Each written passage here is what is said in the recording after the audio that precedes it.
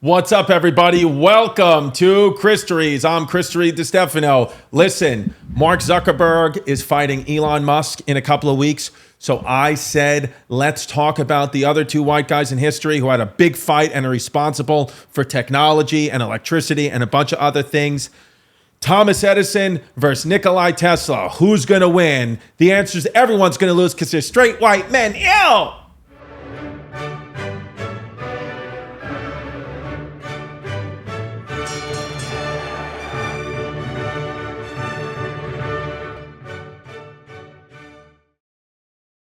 We're talking AC/DC wars, baby.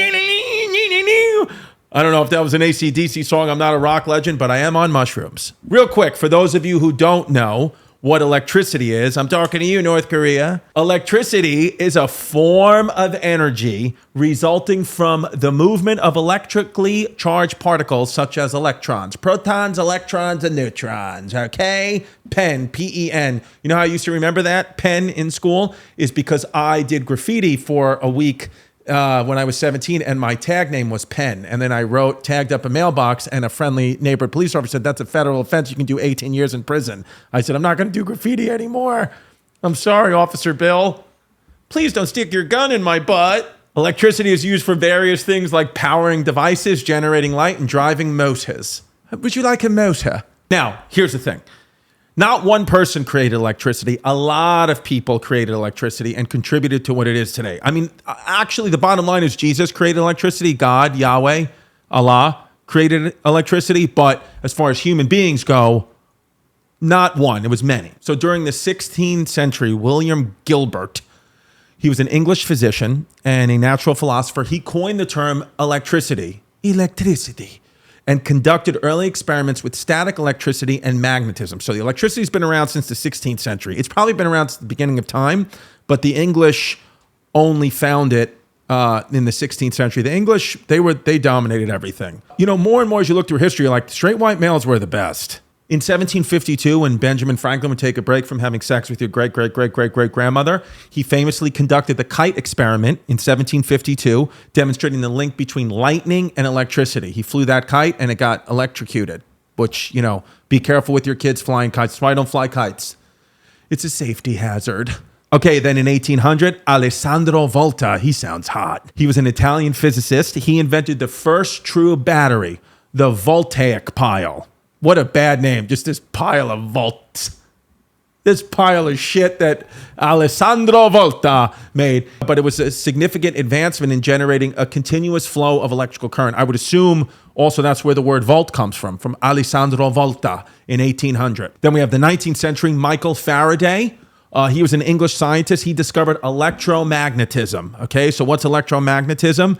It's when, you know, like magnets and stuff come together and electricity brings things together. That's what it is. So that's just a term for it, how we can be united more. And I think the only really way to get united is to unite people is to go to war with the aliens. That's the electromagnetism. Maybe that's what the aliens are powered on, electromagnetism. I don't know. Yo no sé for my Spanish-speaking audience. I just want to give you a little background on what electricity was, where it came from, but let's get to what this show is about. Thomas Edison versus Nikola Tesla. So let's start with Thomas Edison, a.k.a. Thomas Edison, a.k.a. Tommy Eds. He was born February 11th in Milan, Ohio, which is a lot different than Milan, Italy, I've heard.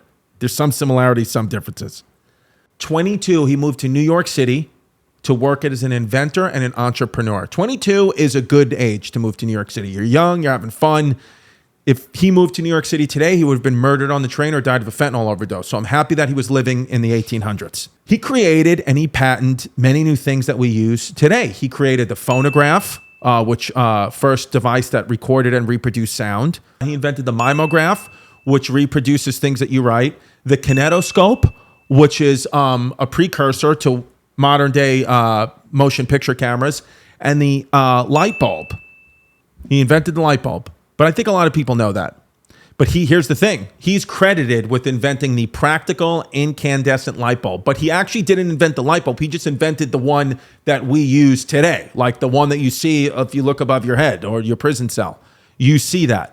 So with this concept of using a heated filament to produce light, that had been explored by a lot of different people. A lot of people did that, but he was the one who mass marketed it, okay? It's like there's a lot of people, there's all Steve Jobs didn't invent the phone, but he did invent the iPhone, and that's all that matters. When it comes to modern electricity, it was Thomas Edison, aka Tommy E, who changed the game. He was the guy.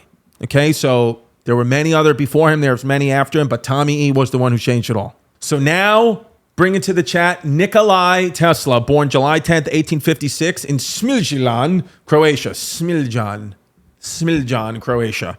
He was a Serbian, but he was Serbian, okay? Because back in those days, Croatia and Serbia were one landmass, but he was born on the Serbian side, and, well, they were one country. It's still the same landmass. I mean, that didn't change. It wasn't like an earthquake or anything that split it in two like a butt crack. He admired Thomas Edison and his inventions like most young gay men did.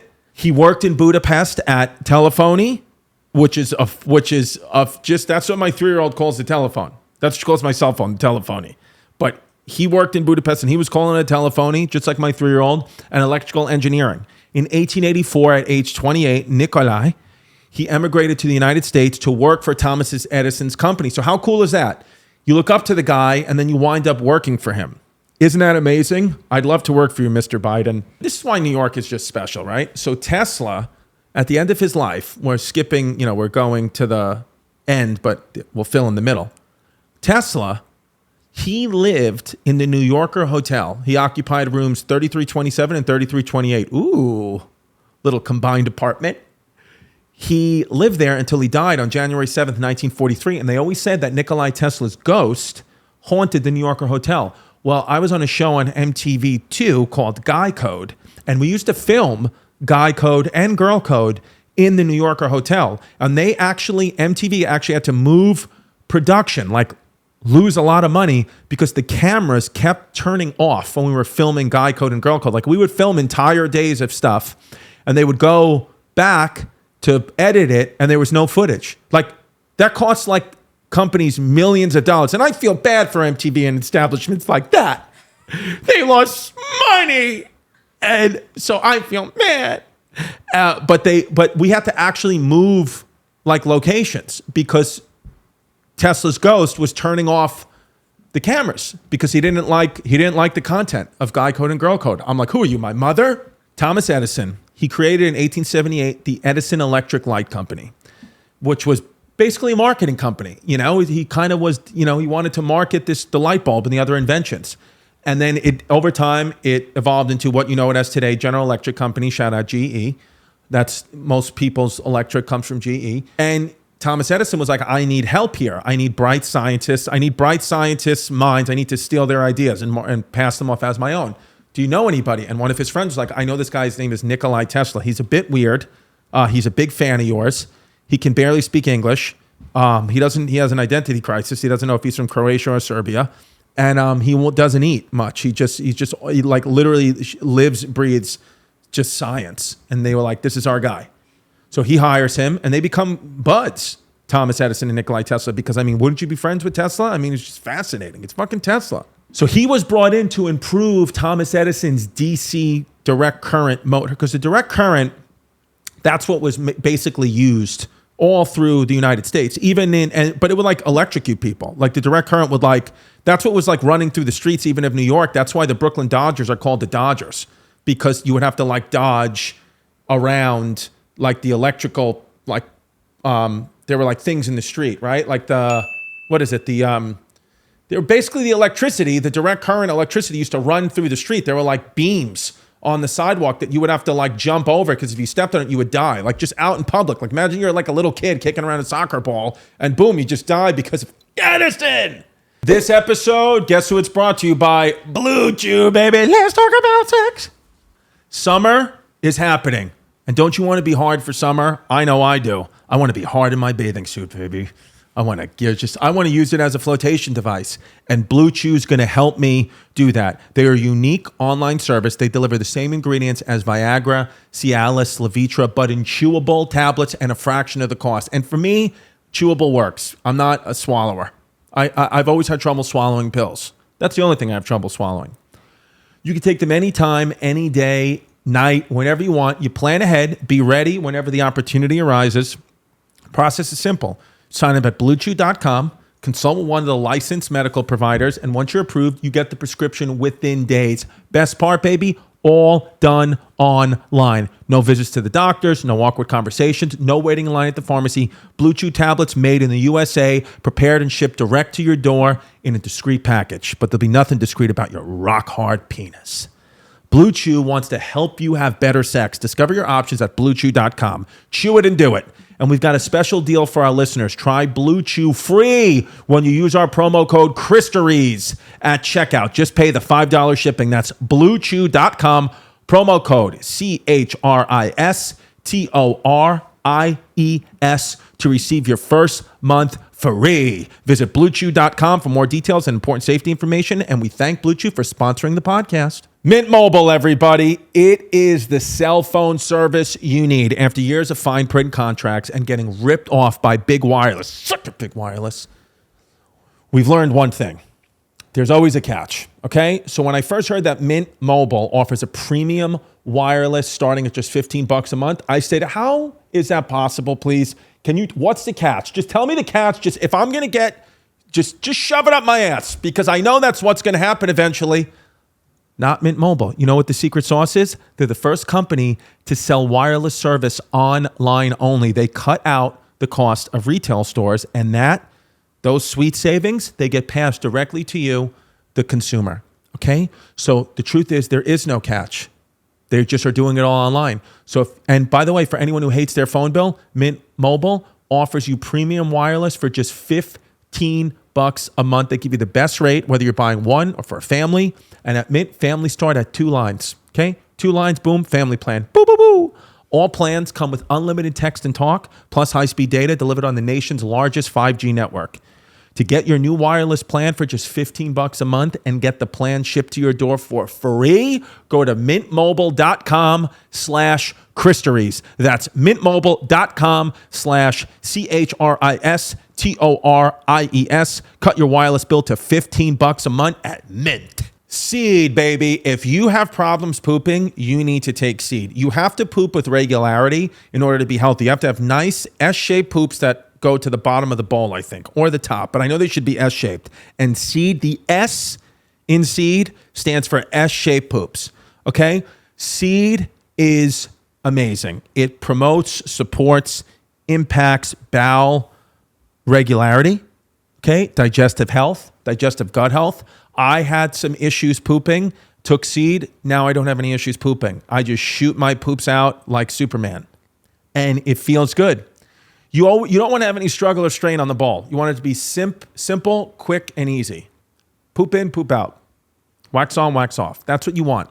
And Seed helps you do that. Now, Seed's DS-01 Daily Symbiotic. This means that it's a prebiotic and a probiotic in one capsule, okay? One capsule gets you all that you need to do. Prebiotic, probiotic. Like I said, it makes everything... you make your poop regular, which is what it's about. All you do is take 2 capsules a day. It's that easy. Just take 2 a day. If the poops aren't consistent, they will be after this. And it gives you whole body benefits beyond the gut. There's so much more. There's so much research now saying like the gut is the most important thing. Like your brain might be in your gut, more in your gut than you think. So you need to make sure your gut is nice and healthy. And Seed makes sure that it is. 24 strain broad spectrum probiotic, prebiotic, formulated by digestive gut immune.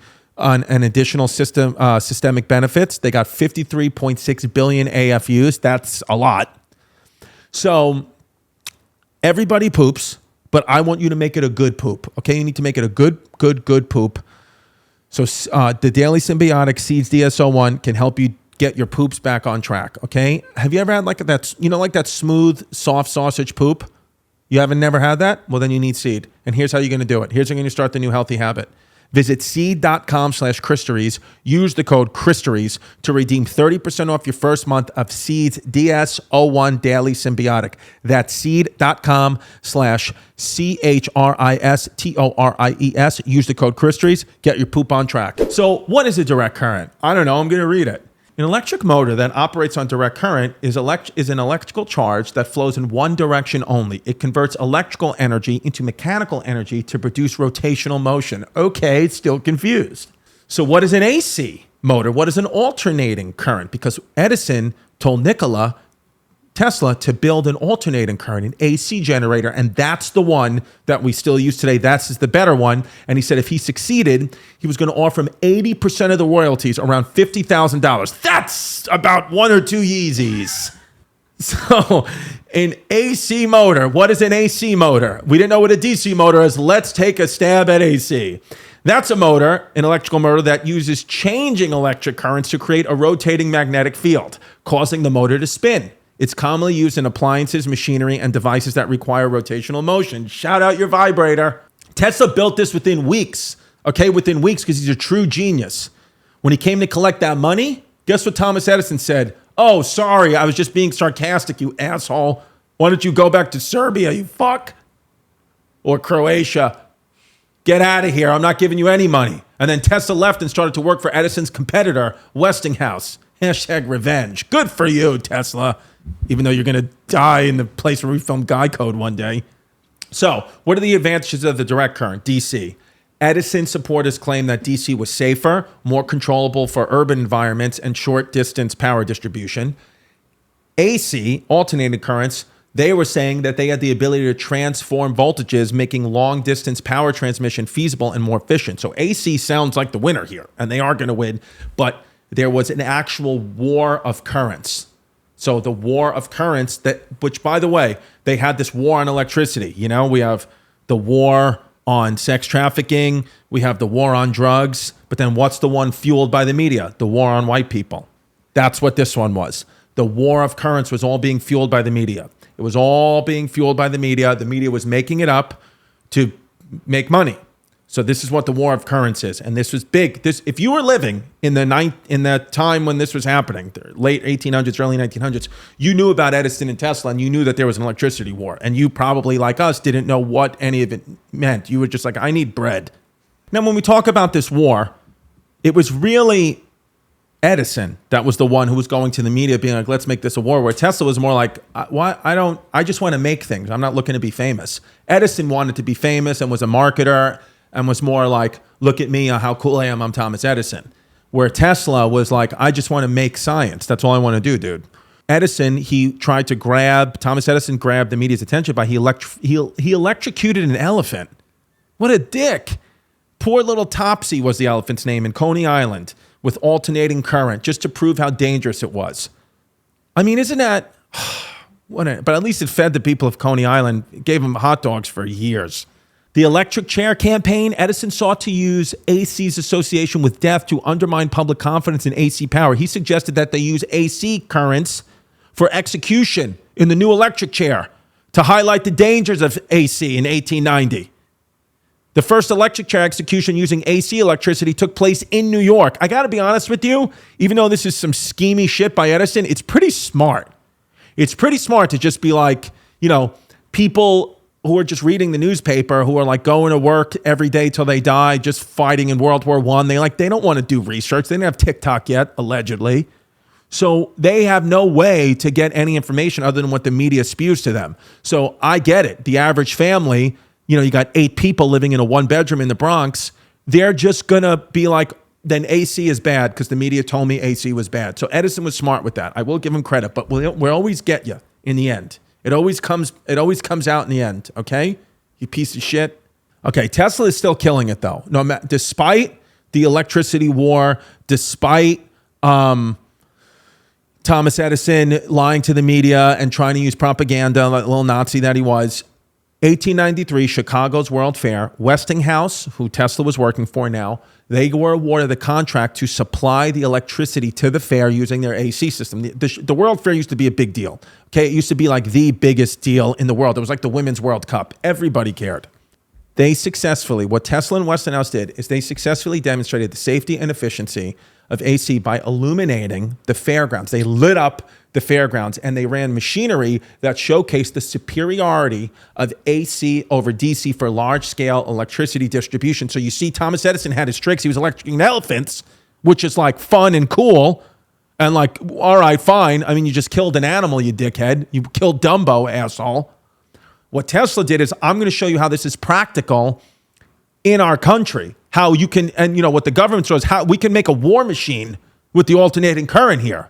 Holy smokes. So Tesla was smart. He that's the thing. Never forget this.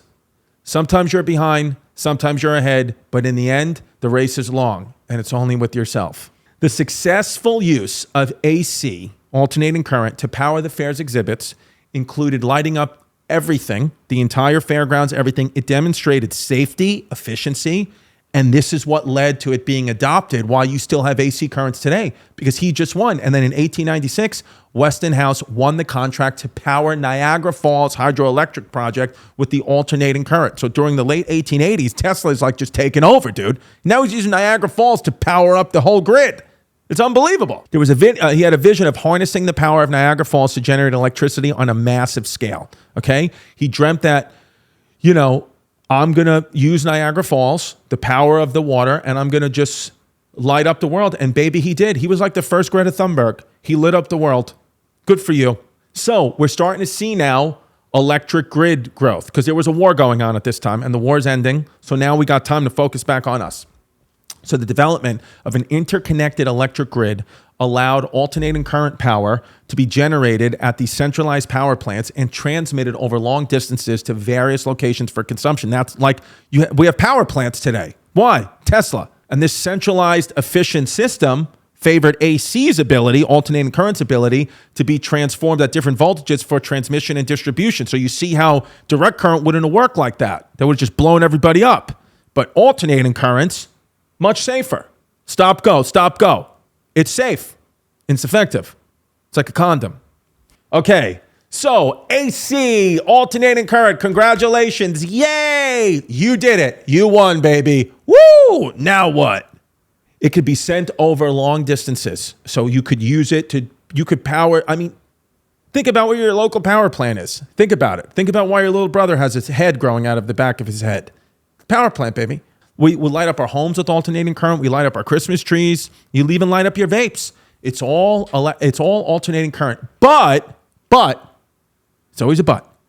Later on, people found that direct current electricity, Edison's electricity, was better for simple things like computers, phones, and electric cars.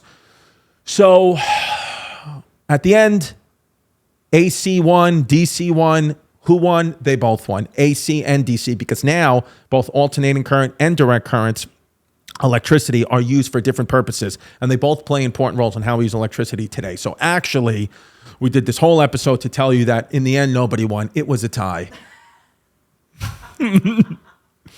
At the end, listen, direct current can't travel long distances. AC can. So, I guess if you're going to put it that way, then Tesla did win the war.